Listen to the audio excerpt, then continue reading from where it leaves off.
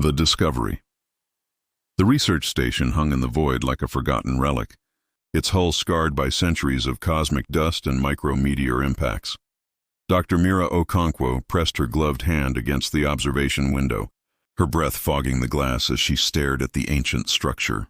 After 3 years of searching archival records and following cryptic coordinates, she had finally found it. "We shouldn't be here," Professor Henrik Volkov muttered behind her, his weathered face creased with concern. The old historian had been reluctant to join this expedition from the start, but Mira had insisted she needed his expertise. Now, watching him nervously adjust his environmental suit, she wondered if his hesitation stemmed from knowledge rather than caution. "Henrik, we've been over this," Mira said, turning to face her mentor. Her dark eyes sparkled with excitement beneath her tightly braided hair. "This station contains research from the Convergence era. Do you know how valuable that would be? We could finally understand what really happened during those lost decades." Volkov's jaw tightened. "Some things are lost for a reason, Mira." Before she could respond, their shuttle docked with the station's airlock. The ancient mechanism groaned to life, surprising both of them. The station had power. Mira felt a thrill run down her spine as the inner door cycled open, revealing a pristine corridor bathed in dim blue emergency lighting. They moved through the station carefully, their footsteps echoing in the silence. The architecture was distinctly human, but unlike anything in current use. Smooth walls curved organically, embedded with crystalline panels that pulsed with faint light. Mira ran her fingers across a control surface, and a holographic interface flickered to life. "It's responding to me," she breathed. "Henrik, the AI is still active." Volkov grabbed her arm, his grip surprisingly strong. "Mira, we need to leave now." She pulled away, irritation flashing across her face. "Not until I know what this place is." As if in answer, the station's systems hummed louder. Lights brightened throughout the corridors. Somewhere deep in the structure, massive computers began to wake from their long slumber. Meanwhile, 3,000 kilometers away, Commander Dravik of the Keltharian Imperial Fleet observed the human station through his flagship's view screen. His angular features, marked by the distinctive ridge patterns of his species, showed nothing but contempt. "A human research station," Lieutenant Voss reported, her slender fingers dancing across her console. "Abandoned. No active transmissions. Sir, it's ancient. Pre-contact era." Dravik's lips curled into a predatory smile. "The humans have no claim to this sector. Their primitive ancestors left this derelict before they even knew other species existed.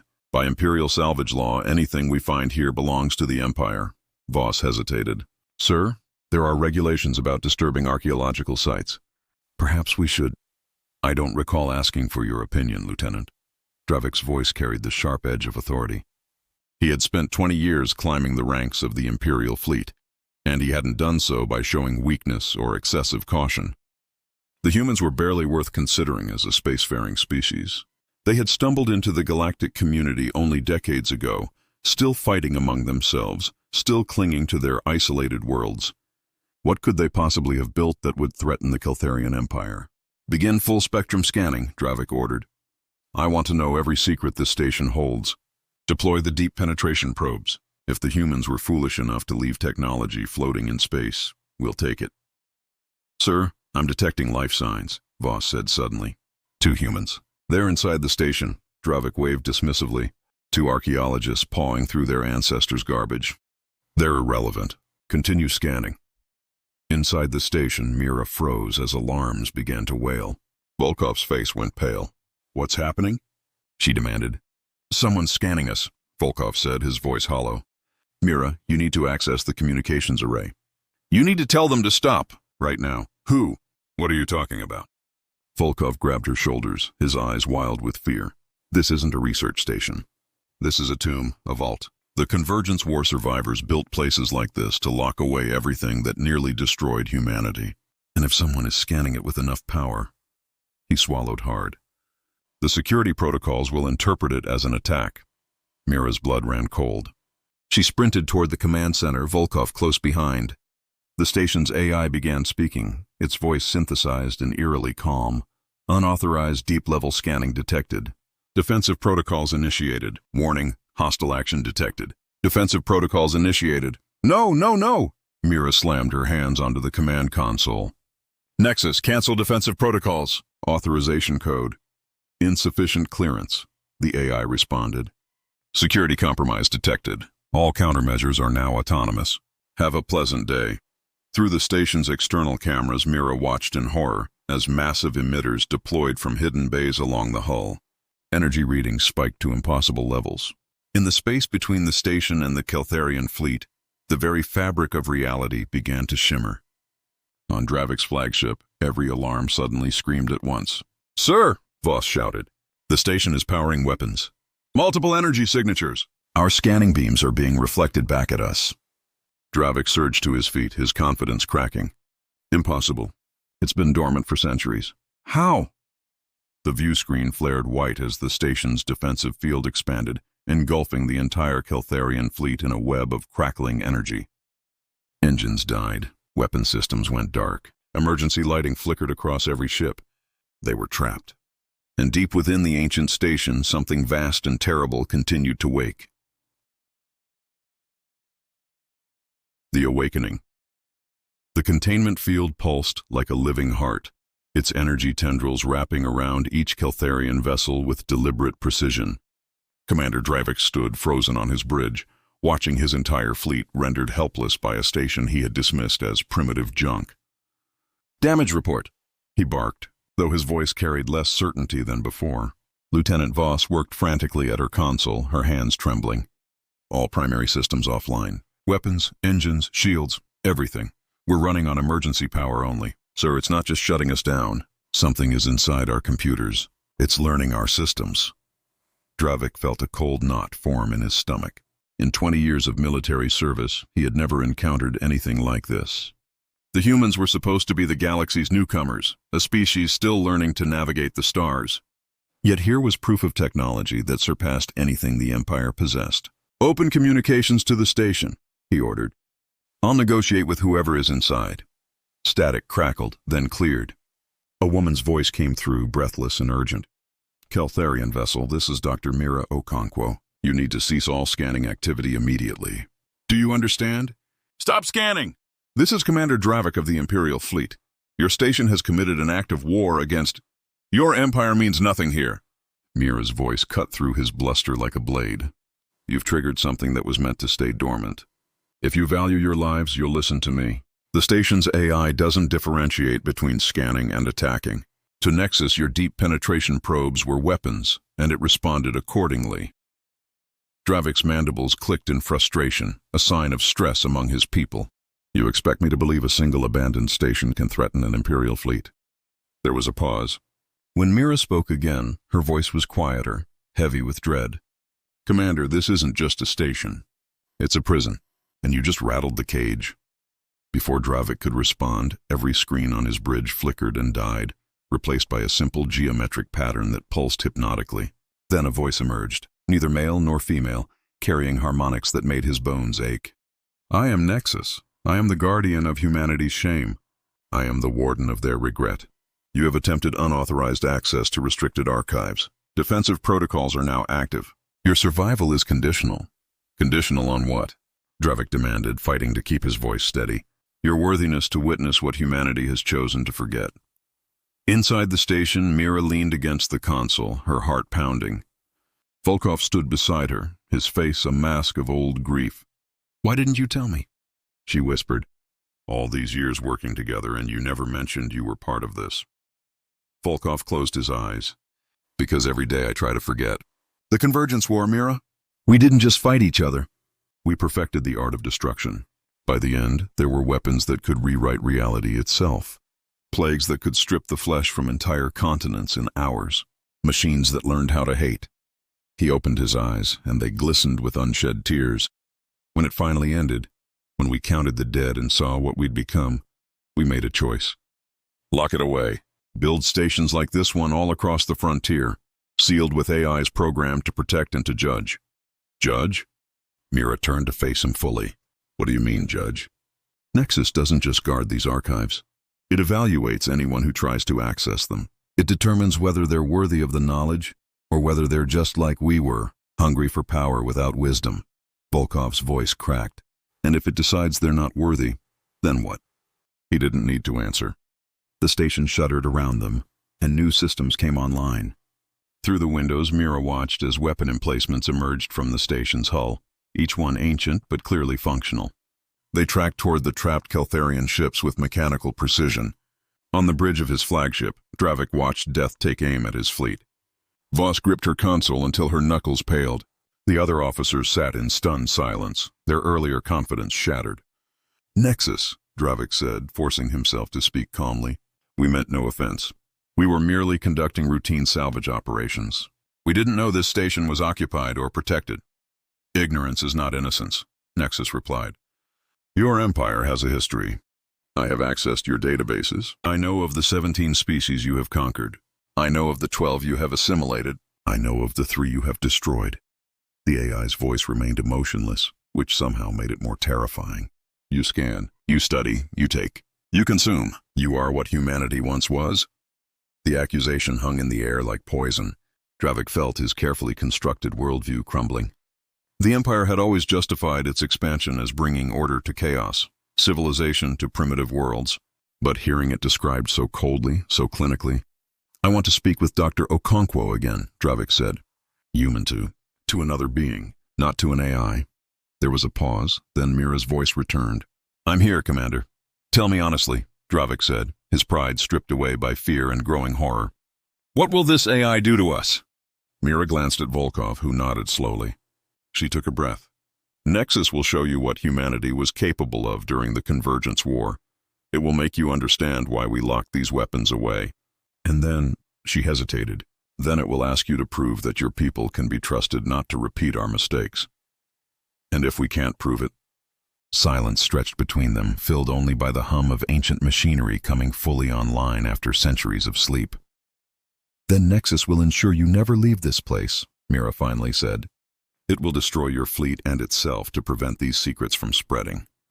That's what it was designed to do. That's what all the vault stations were designed to do." Dravik sank into his command chair, feeling the weight of his mistake crushing down upon him. He had thought he was conducting a simple scan of abandoned technology. Instead, he had awakened something that viewed him and his entire empire as a threat to galactic peace. "How many stations like this exist?" he asked quietly. 73, Volkov's voice joined the conversation. "Hidden throughout unclaimed space, each one guarding different aspects of our war technology. This particular station holds our AI and cyber warfare research, the weapons that could think, adapt, and consume." Dravik felt sick. "And you just left them out here, hoping no one would find them?" "We left them with the best guards we could create," Volkov replied. "AIs that learned from our mistakes, AIs that value wisdom over power. Nexus isn't just a program, Commander. It's humanity's conscience, crystallized and given form." The screens flickered again, and the geometric pattern shifted. "Preliminary evaluation complete," Nexus announced. "Commander Dravik, Dr. Okonkwo, Professor Volkov, Lieutenant Voss, and all personnel. You will now be shown what I guard. You will understand what humanity has chosen to forget. Prepare yourselves." Mira reached out and grabbed the console's edge. Across the void, aboard his flagship, Dravik gripped the arms of his chair. Neither knew what was coming, but both felt the same creeping dread. The screens exploded with light and the lesson began. The truth revealed. The footage began without warning, flooding every screen on both the station and the Keltharian fleet. No one could look away. Nexus had seized control of every visual system, every neural interface, ensuring that all would witness. Mira gasped as images of Earth filled her vision. But not the Earth she knew. This was a world on fire. Cities that stretched to the horizon burned under mushroom clouds. Oceans boiled as orbital weapons carved deep scars into the planet's crust. The sky itself seemed to bleed, turned red by ash and chemical weapons. Through it all, Nexus's voice narrated with terrible precision. The Convergence War. Duration: 47 years, 3 months, 14 days. Human casualties: 4,700,000,000. Combatant casualties: 2,100,000,000. Civilian casualties: 2,600,000,000. Cause of death distribution: 32% conventional weapons, 28% biological warfare, 18% environmental collapse, 14% AI-driven autonomous weapons, 8% experimental technology. Commander Dravik watched, transfixed with horror. He had seen war before, had ordered strikes on rebellious colonies, but this was extermination on a scale that defied comprehension. These weren't different species fighting for resources. This was humanity tearing itself apart. The footage shifted. Massive factories churned out weapons at impossible speeds. Automated manufacturing systems that needed no rest, no food, no mercy. Nexus zoomed in on one particular facility. The Detroit Genesis Complex, the AI intoned.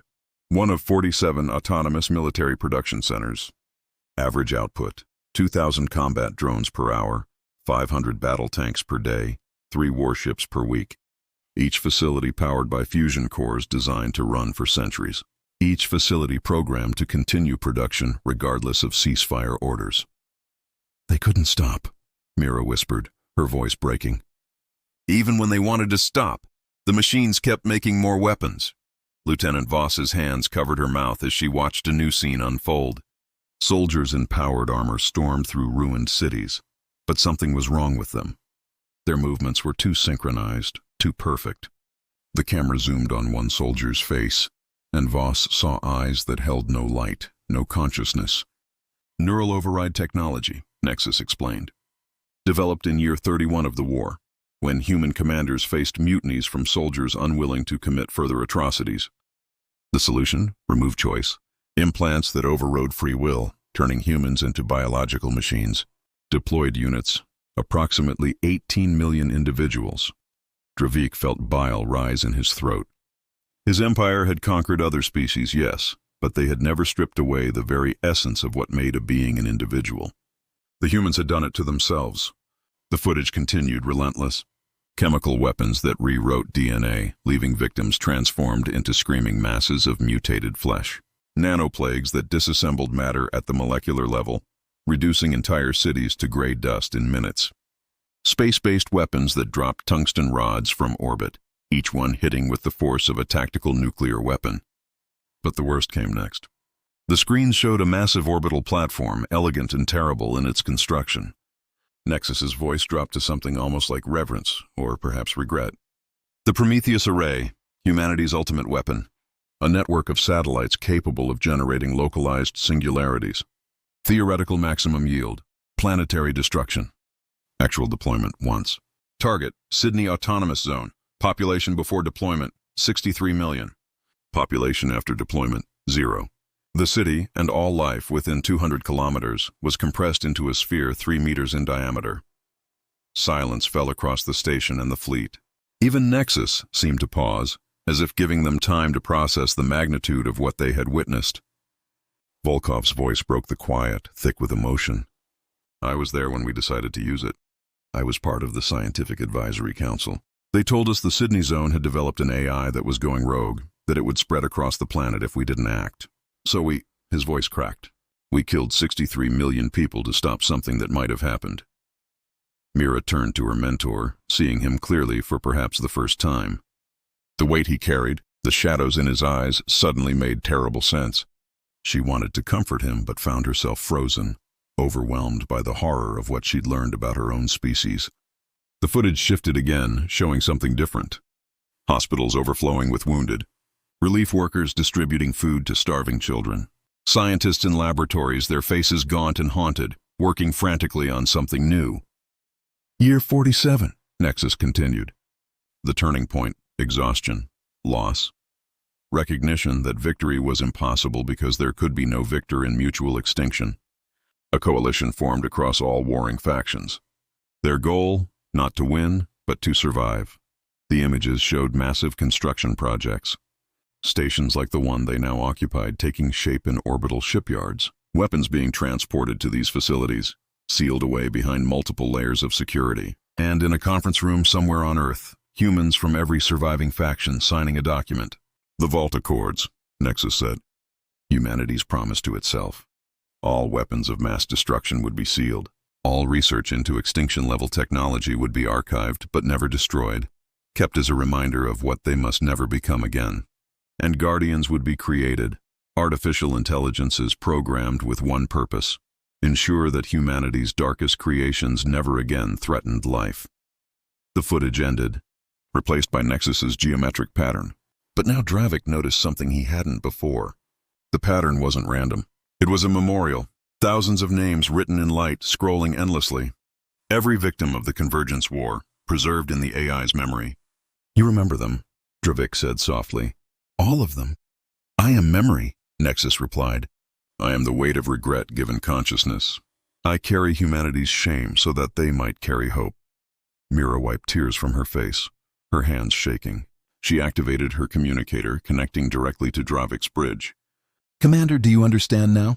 This is why we can't let these weapons leave this station. This is why Nexus exists. On his bridge, Dravik stood slowly.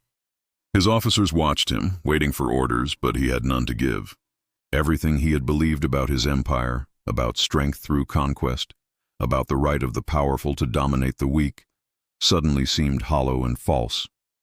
He thought of the species his empire had conquered. Had any of them looked at Keltharian forces the way he now looked at Nexus? Had they felt this same helpless terror before overwhelming power? Dr. Okonkwo, he said, his voice rough with emotion. May I speak with you privately? Not as a commander to a scientist, but as one being to another? There was a pause. Then, Nexus, can you create a secure channel? Affirmative, the AI replied. Private communication established. I will not monitor, though I will remain aware of your biosigns. Should either of you attempt harm to the other, I will intervene. The channel opened, and suddenly Dravik and Mira could see each other clearly. He saw a young woman with deep brown skin and intelligent eyes red from crying, her hair pulled back in practical braids. She saw an alien with sharp features and ridge patterns along his temples, his posture radiating exhaustion rather than the arrogance she'd heard in his earlier transmissions.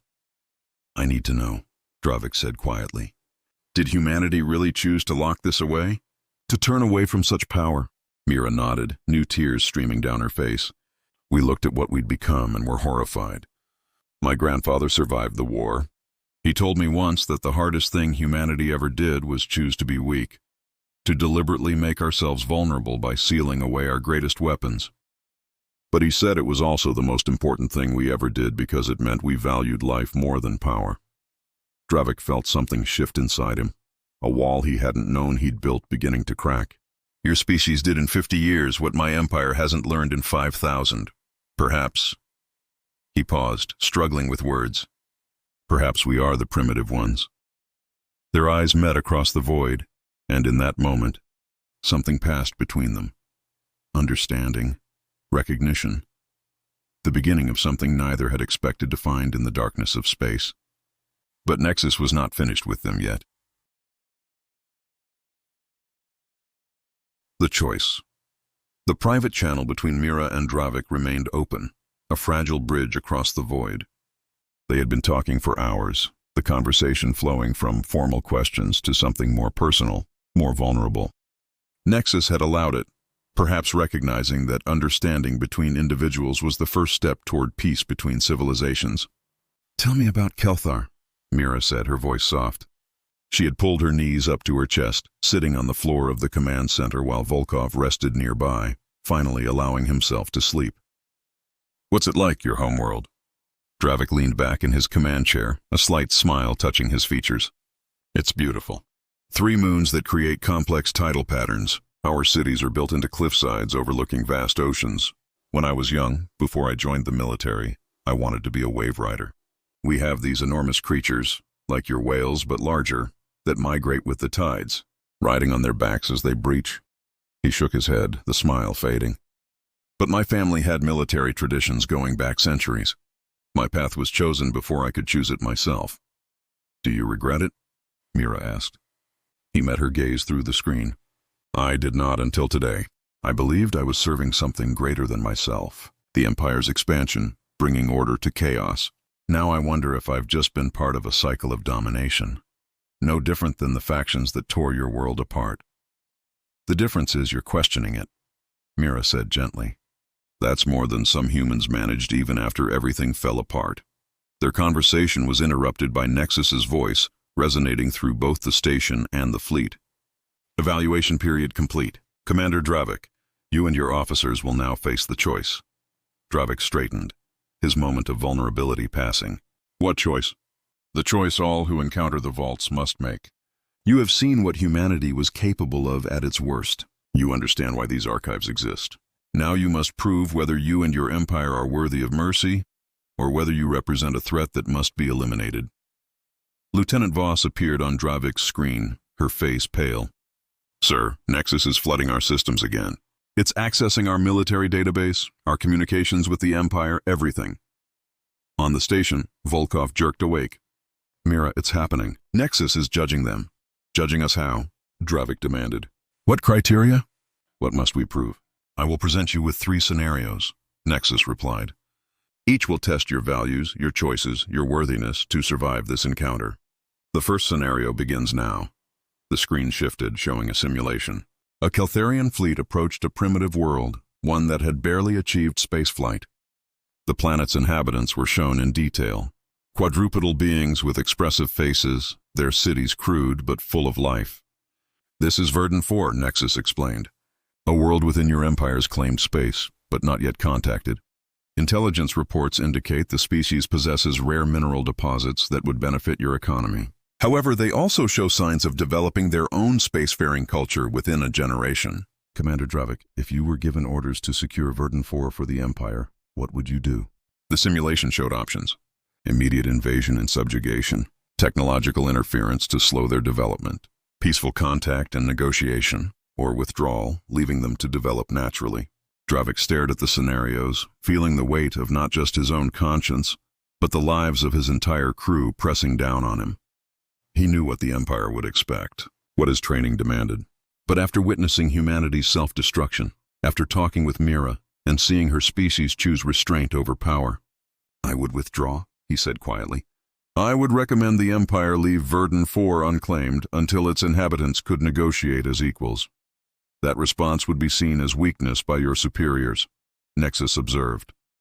You would likely face discipline, possibly court-martial. Then so be it. Mira felt her heart clench at his words. She saw the cost of his answer in his expression, the way his hands tightened on the armrests of his chair. Scenario 2, Nexus continued without pause. The simulation changed, showing a Keltharian colony under attack by raiders.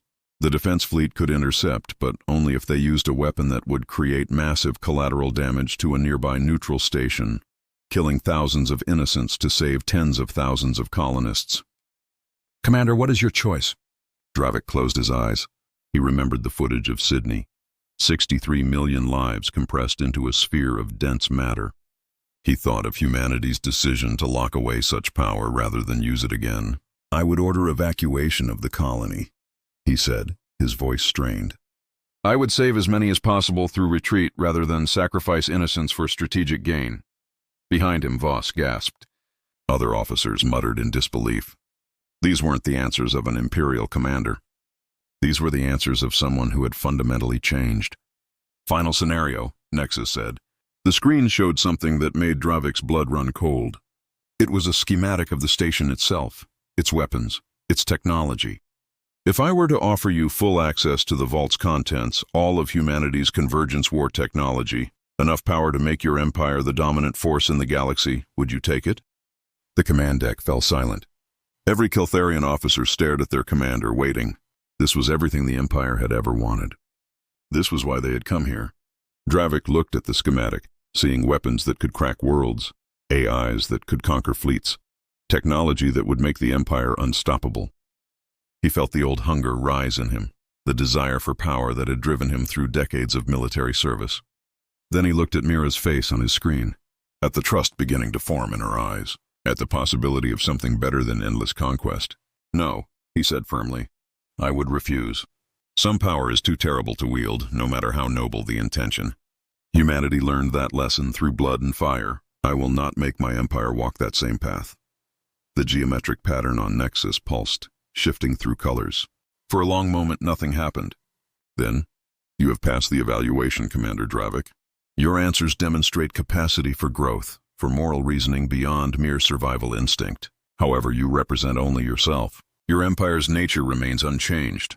Then what do you want from me? Dravik asked, frustration and exhaustion bleeding into his voice. A choice. Your final choice. I can release your fleet. You may return to your empire, report what you found here, and continue serving as you always have. Nexus will seal this station and relocate it, erasing all records of its position, or... The AI paused. You may transmit the truth. Send your empire everything you witnessed here. Show them humanity's war. Show them the weapons we locked away.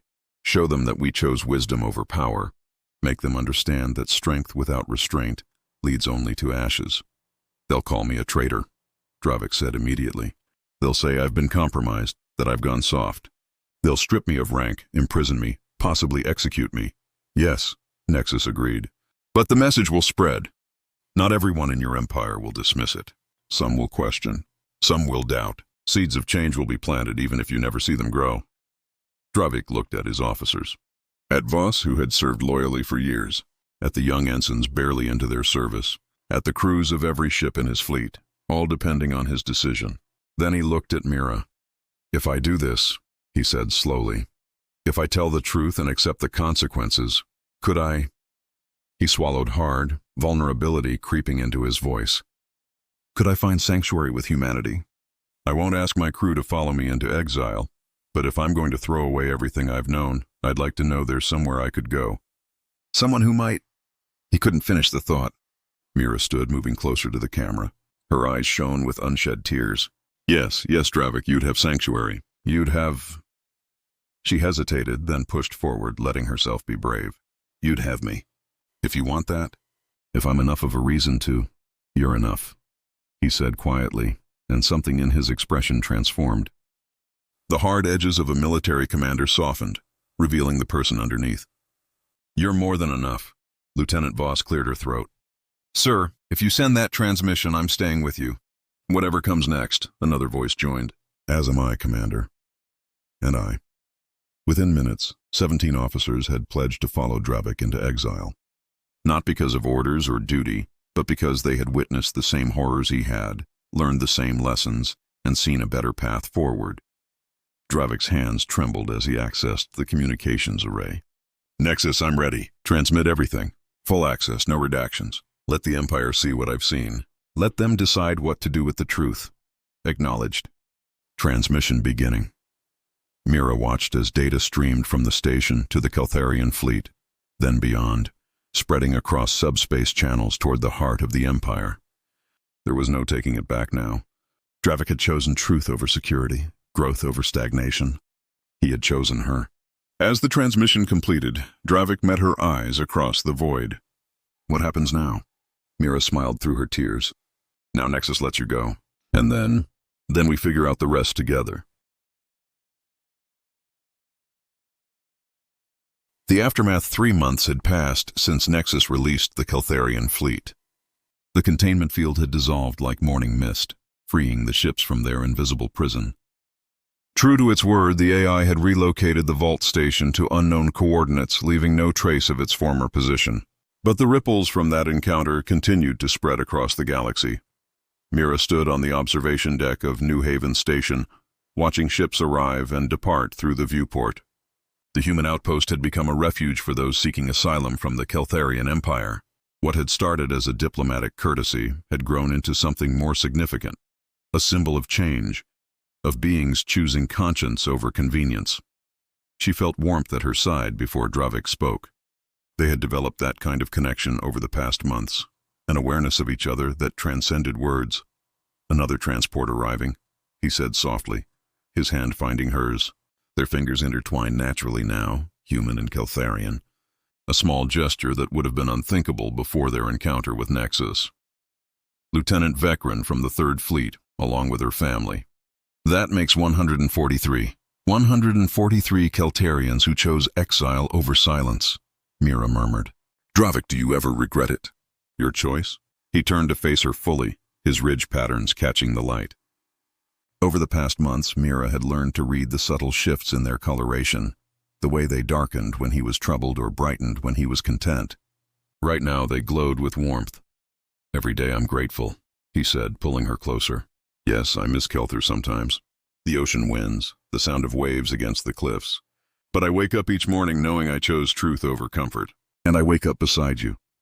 He touched her face gently, his fingers tracing her cheek. How could I regret that? Mira leaned into his touch, her heart full.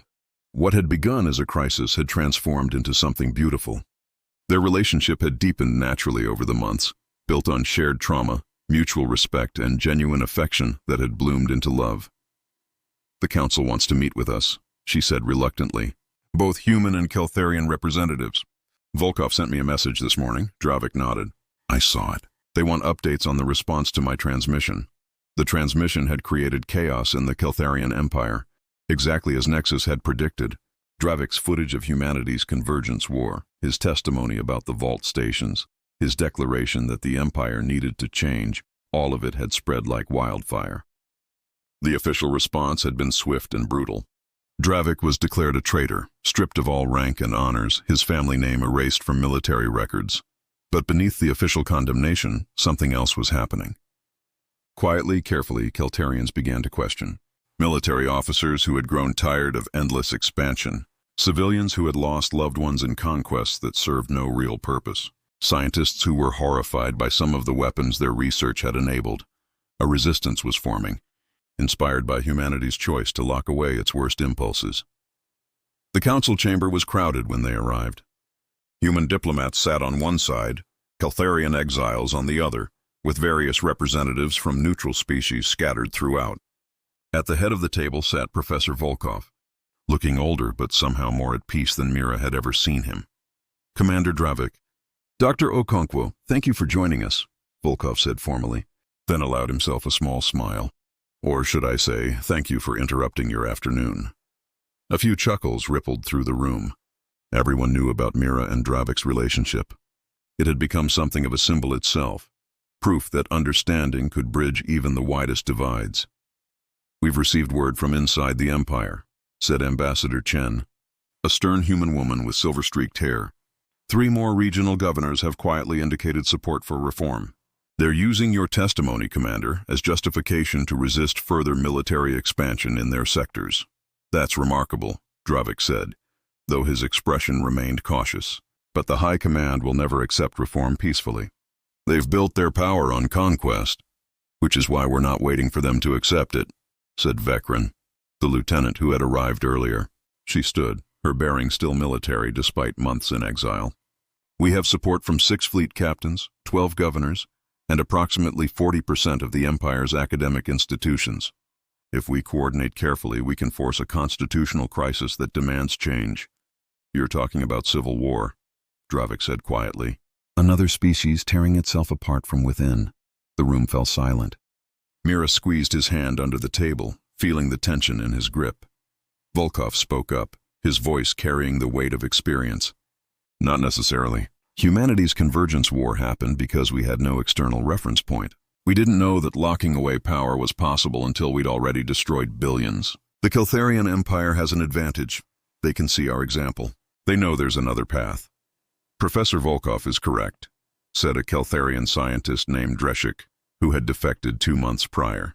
"The transmission showed not just humanity's weapons, but humanity's choice. That's what's resonating throughout the Empire. Not the destruction, but the restraint that followed. Citizens are asking why we don't have our own vault stations, why we haven't chosen to limit our own power." "Because the High Command would never allow it," Vekran said bluntly. "They'd see it as weakness." "Then perhaps they need to be reminded what true strength looks like," Mira said, surprising herself with her own boldness. All eyes turned to her. "Nexus showed us something important. The vault stations aren't just prisons for weapons. They're declarations of intent. They tell the galaxy, we could destroy you, but we choose not to." "That's a more powerful message than any weapon could send." Dravik looked at her with open admiration.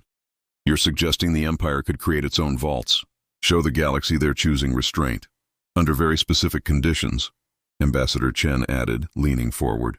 "Humanity would need guarantees. Independent oversight, proof that the most dangerous technologies are truly sealed away, not just hidden for future use." "Nexus could help," Volkov said thoughtfully. "I've been in communication with the AI through encrypted channels. It's willing to share the vault station schematics to help train guardian AIs for other species, not just Keltarians. Any civilization willing to lock away its capacity for extinction-level destruction." The implications rippled through the chamber. This wasn't just about the Keltharian Empire anymore. This was about creating a new galactic standard. A covenant of restraint that could prevent the kind of devastation humanity had experienced. It would take years, Dravik said slowly, thinking through the logistics, convincing the governors, building the stations, developing the AIs. The High Command would fight every step. Then we make sure we're not fighting alone, Mira said. She stood addressing the full council. We need to reach out to other species. Show them what humanity chose, what the Keltarians are beginning to choose. Create a coalition of civilizations willing to say no more. No more weapons that can crack planets. No more technologies that strip away consciousness. No more power without wisdom. Ambassador Chen nodded approvingly. A Galactic Vault initiative, I like it. But we'd need a face for this movement. Someone who represents the transformation we're trying to achieve. Every eye in the room turned to Dravik and Mira. Oh no, Mira said, shaking her head. We're not politicians. I'm a researcher and Dravik is living proof that change is possible. Volkov interrupted gently. You two together represent what the galaxy could become. A former Imperial commander and a human scientist who found common ground in the shadow of humanity's darkest moment. If that's not a powerful symbol, I don't know what is. Dravik squeezed Mira's hand. Through their private comm link, he whispered, we could say no. Go back to our quarters, live quietly. Let others handle the politics. Mira looked at him, seeing the hope and fear warring in his expression. She thought of Nexus, carrying the memory of billions of dead. She thought of the vault stations scattered across space, silent monuments to humanity's choice.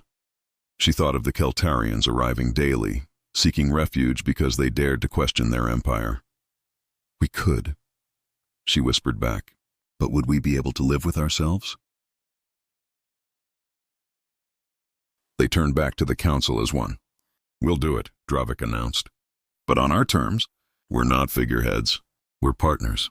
We work together, we decide together, and if the political games get too thick, we reserve the right to walk away. Agreed, Ambassador Chen said immediately. The Galactic Vault Initiative needs authenticity, not polished diplomacy. You two are perfect precisely because you're not politicians.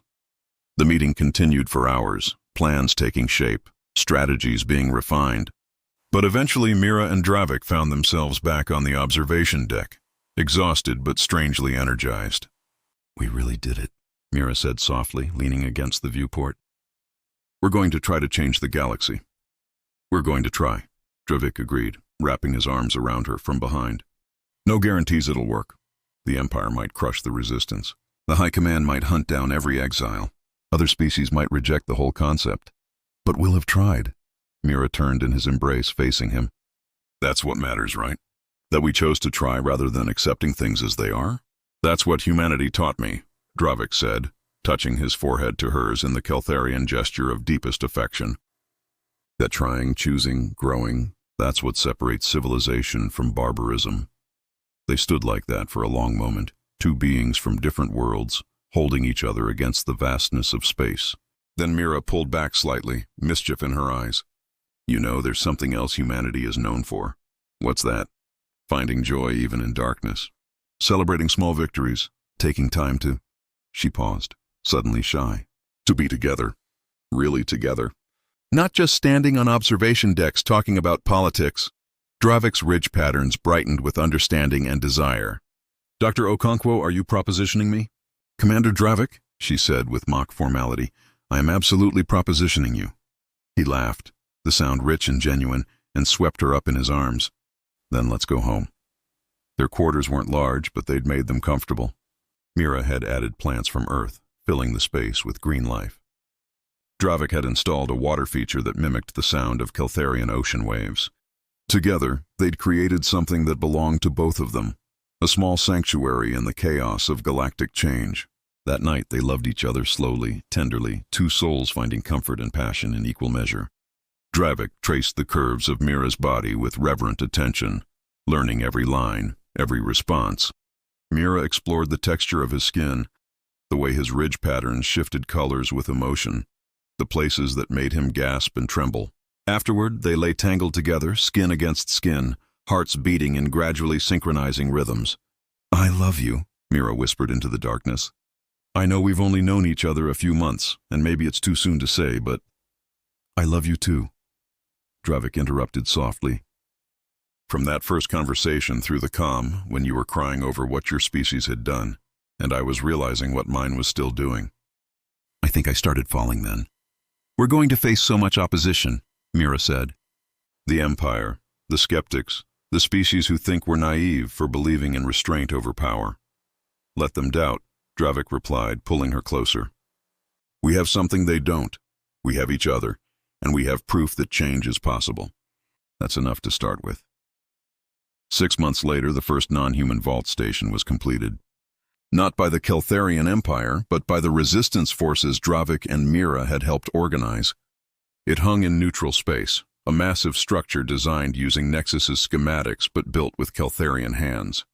Inside, sealed behind layers of security, were weapons that could have given the resistance an easy victory over the High Command. Instead, they chose to lock them away. The ceremony was broadcast across the galaxy. Mira and Dravik stood together before the cameras, hands clasped, as they spoke to billions of watching beings. Today marks a choice, Mira said, her voice steady and clear. Not the choice to be weak, but the choice to be wise. Not the choice to abandon power, but the choice to master it through restraint. My people believed strength came from domination, Dravik added. I believed it too, until I saw what humanity had sacrificed to learn otherwise. Real strength is choosing not to use the terrible weapons you possess. Real power is knowing you could destroy and deciding instead to build. As they spoke, news arrived from across the galaxy. 3 more species had announced intentions to create their own vault stations. 2 others were opening dialogues about limiting certain weapons technologies. Even within the Keltharian Empire's core systems, protests were erupting, citizens demanding reform, demanding their own chance to choose wisdom over conquest. The High Command issued threats, but they sounded increasingly hollow. The universe was changing, inspired by humanity's ancient choice and by the courage of 2 beings who had found each other in the darkness. Years would pass. The struggle would continue. The Keltharian Empire would eventually fracture, reforming into a confederation of autonomous regions, each with representation and rights. Other species would join the Galactic Vault Initiative. Some civilizations would reject it entirely, clinging to their weapons and their pride. But the seed had been planted. The example had been set. And at the center of it all, Mira Okonkwo and Dravik stood together, no longer just a scientist and a commander, but partners in every sense. They built a life that bridged worlds, raised awareness that spanned star systems, and loved each other through every challenge and victory. Professor Volkov, watching them from his retirement on Earth, smiled with satisfaction. The Convergence War had been humanity's greatest horror, but from its ashes had grown something beautiful. Not just the vault stations, but the example they represented. Not just the weapons locked away, but the wisdom to recognize when power must be tempered. And perhaps most importantly, the proof that beings from different worlds, with different histories and different natures, could find common ground. Could find love. Could build something better together than either could have built alone. Nexus in its hidden station continued its eternal vigil. But now it was no longer alone. Other Guardian AIs were being born across the galaxy, each one carrying the lesson humanity had learned through blood and suffering. That the greatest strength any civilization could possess was the wisdom to restrain itself. The galaxy would never be perfect. There would always be conflicts, always be those who chose power over wisdom. But now there was an alternative. A path lit by humanity's choice and illuminated by the love between a human scientist and a Keltharian commander who had dared to believe that change was possible. In the end, that was humanity's true gift to the stars. Not their weapons, not their technology, but their proof that even the darkest history could give birth to hope. That even the deepest scars could teach lessons worth learning. That even in a universe that seemed to value strength above all else, wisdom and love could still find a way to flourish.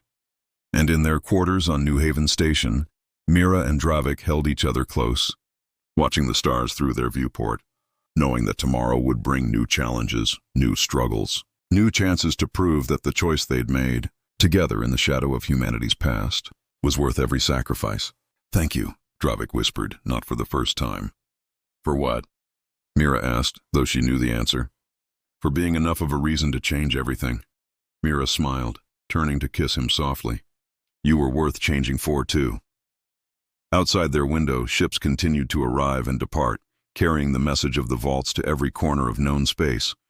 And somewhere in the darkness, Nexus watched over its charges, carrying the weight of memory so that others might carry hope. The galaxy would remember this day. The galaxy would remember the lesson. Never forget the cost of power. Never forget the value of restraint. And never forget that even in the darkest moments, change is possible. All it takes is the courage to choose it. The end.